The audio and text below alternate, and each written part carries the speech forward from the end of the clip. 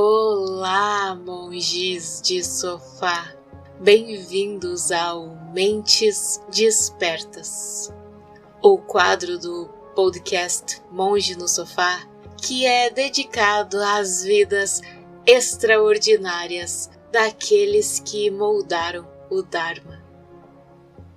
Aqui abrimos as portas para as histórias reais e às vezes quase impossíveis dos mestres que mantiveram a chama da sabedoria acesa através dos séculos. São vidas que atravessam continentes, filosofias, provações e renascimentos. São vozes que ainda ecoam porque tocaram aquilo que não envelhece. Sente-se. Respire comigo e permita que cada episódio seja como acompanhar o caminhar de uma mente que se tornou livre.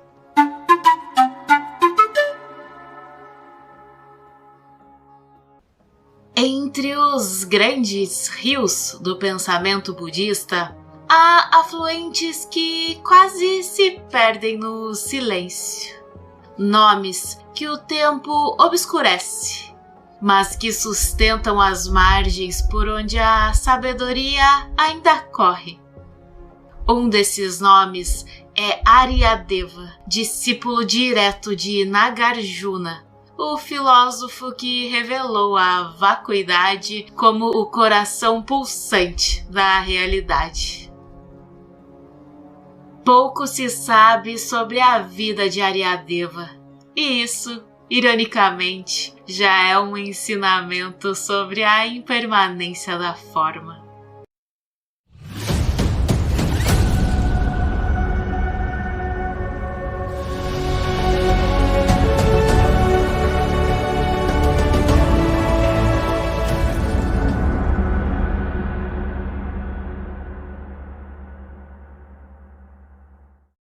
Ele floresceu por volta do século III da Era Comum, um período de intensa efervescência intelectual na Índia, onde o budismo Mahayana estava se consolidando.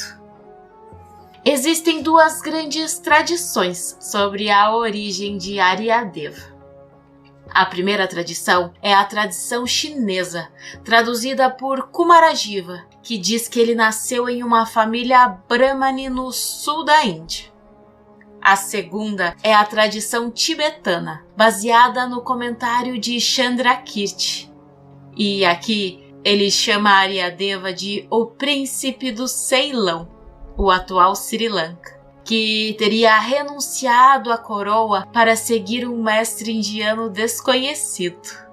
Um homem que falava de um vazio que não era ausência, mas liberdade. Esse homem era Nagarjuna, o mestre do caminho do meio. Essa tradição diz que, ao ouvir pela primeira vez a palavra Sunyata, a vacuidade, Aryadeva sentiu o chão desaparecer, não de medo, mas de revelação. Ele compreendeu ali que não havia nada que podia ser segurado, e que era justamente isso que libertava o ser do sofrimento. A lenda mais fascinante, a que renderia a Aryadeva um segundo nome que ecoaria por séculos, não aconteceu em um salão de debates, mas em uma estrada poeirenta. A história assume várias formas nas tradições, mas o coração dela é sempre o mesmo. E é um coração que bate com uma coragem que ainda nos desafia hoje. Em sua jornada, Aryadeva, já famoso por sua lógica afiada e a sua compreensão profunda da vacuidade, teria encontrado uma mulher. Algumas fontes dizem que era uma deusa disfarçada, outras, uma asceta de uma escola rival. Se diz que ela o encarou não com admiração, mas com um ceticismo cortante. Ela o havia ouvido falar sobre o vazio, sobre o desapego, sobre como nada possui uma existência inerente, mas não estava impressionada. E ela o teria desafiado com a voz carregada de desprezo. Teria dito que ele falava de desapego, que usava palavras bonitas, que dizia que o eu era uma ilusão e que o corpo era apenas um agregado de partes, mas que Aryadeva se apegava a ele, se apegava à sua visão, aos seus olhos preciosos com os quais ele lia os textos. E que então, se a compreensão dele era tão profunda, que provasse a ela, que desse a ela um de seus olhos. É dito que havia uma multidão que o cercava, que naquele instante prendeu a respiração. Um desafio absurdo, cruel, uma armadilha para humilhá-lo. Mas se conta que Aryadeva não demonstrou raiva ou hesitação, que ele a encarou com uma calma que beirava o sobrenatural, que ele não via ali um inimigo, mas sim uma oportunidade de ensinar. Então, em um gesto que paralisou a todos, ele teria erguido a mão até o próprio rosto e, sem nenhuma mudança em sua expressão serena, ele teria arrancado o seu olho esquerdo e o estendido na palma da mão em direção à mulher. E que a mulher, chocada, teria recuado. Ela estava esperando uma discussão, uma desculpa, qualquer coisa menos aquilo. E que diante do globo ensanguentado na mão, Aryadeva teria dito com voz suave e sem nenhum traço de dor que ali estava o olho que ela havia pedido, mas que ali o que ela via não era o olho de Aryadeva. Era apenas uma forma temporária, uma coleção de causas e condições que permitiam a visão, que não havia um eu para possuir o olho. E que se aquele agregado poderia servir para diminuir o sofrimento de outro ser, mesmo que fosse o sofrimento da dúvida, que então ele teria cumprido o seu propósito mais elevado. Naquele momento, Aryadeva transcendeu a filosofia. Ele a tornou carne, sangue e sacrifício. Ele não apenas falou sobre o vazio, ele o demonstrou. E a partir daquele dia, ele ficou conhecido como Kanadeva, o deus de um olho só. Um nome que não era um sinal de perda, mas um símbolo de sua visão incomparável da verdadeira natureza da realidade.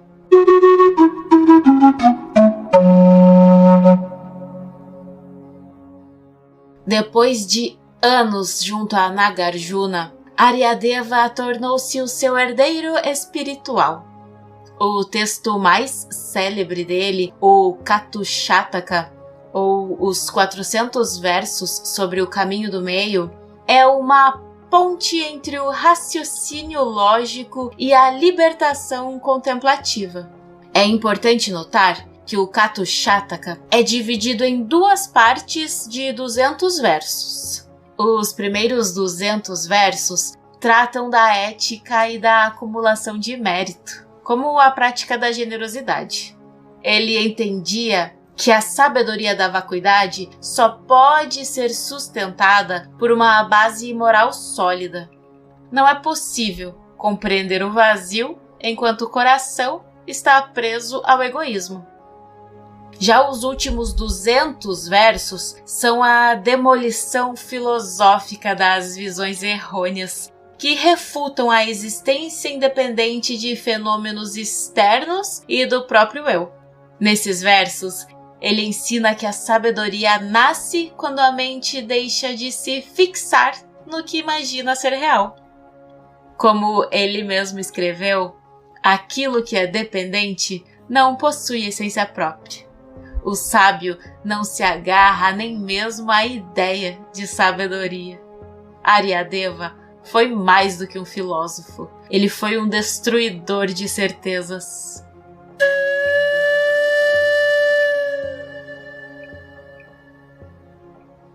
Se diz que o seu método era o debate e que os seus debates eram lendários.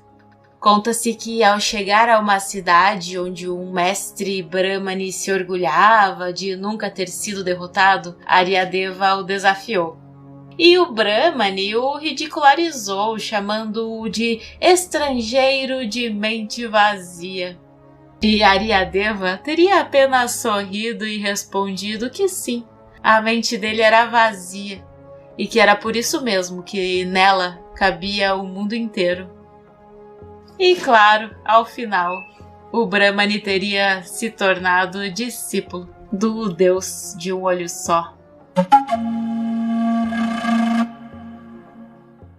Aryadeva é considerado o segundo dos 17 panditas de Nalanda, os grandes mestres que estabeleceram o currículo da lendária Universidade de Nalanda. A obra dele, juntamente com a de Nagarjuna, formou a espinha dorsal da escola Madhyamaka, que se tornou a base de quase todo o budismo Mahayana posterior, especialmente no Tibete e na China.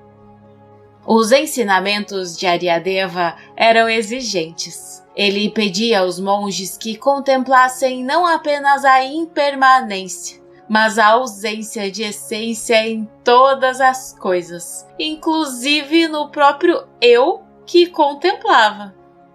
E ele advertia que o veneno da crença é mais sutil do que o veneno do desejo, que o segundo prendia o corpo, mas que o primeiro prendia a mente. E ele foi também um dos primeiros mestres a aplicar a visão da vacuidade à compaixão. Ele afirmava que só há verdadeira bondade quando se reconhece que o outro e o eu são interdependentes. A vacuidade não é niilismo, mas a base para a compaixão ilimitada. E essa visão simples e abissal atravessou séculos e se tornou a base do pensamento budista tibetano.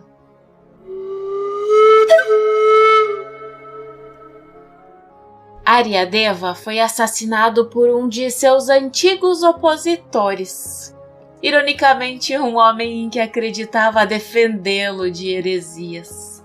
O contexto é crucial. Aryadeva havia derrotado em debate um mestre de uma escola não budista. E aí, um discípulo desse mestre, enfurecido pela derrota de seu guru, emboscou Aryadeva e o esfaqueou. Mas o final da história é o seu último e mais profundo ensinamento. Mesmo ferido de morte, Aryadeva não demonstrou raiva ou medo. E conta-se que ele teria dito ao assassino que não tinha apego ao corpo e que se o assassino precisava dele para se vingar, que podia sim levá-lo. E então ele teria usado os seus poderes meditativos para se afastar do corpo e instruiu os seus próprios discípulos a não buscarem por vingança contra o assassino, vendo o ato como o resultado de um karma passado. O próprio Aryadeva ensinava que o sábio não se prende nem à vida, nem ao corpo e nem à vitória. E que a verdade não precisa de um guardião.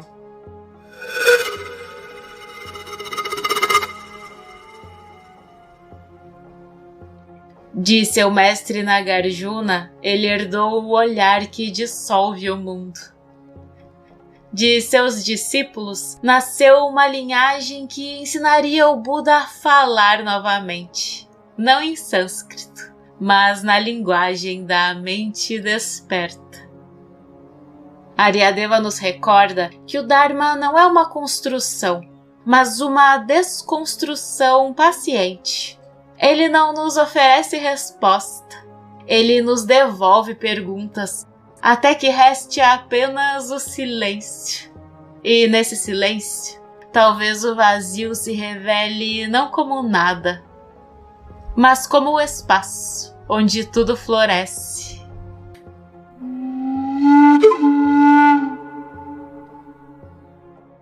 Por hoje é só, queridos ouvintes. Esse episódio faz parte da série Mentes Despertas, uma jornada pelas vidas, visões e paradoxos dos grandes mestres que moldaram o caminho budista. A cada domingo, uma nova história, uma nova mente desperta, um novo capítulo da jornada do Dharma.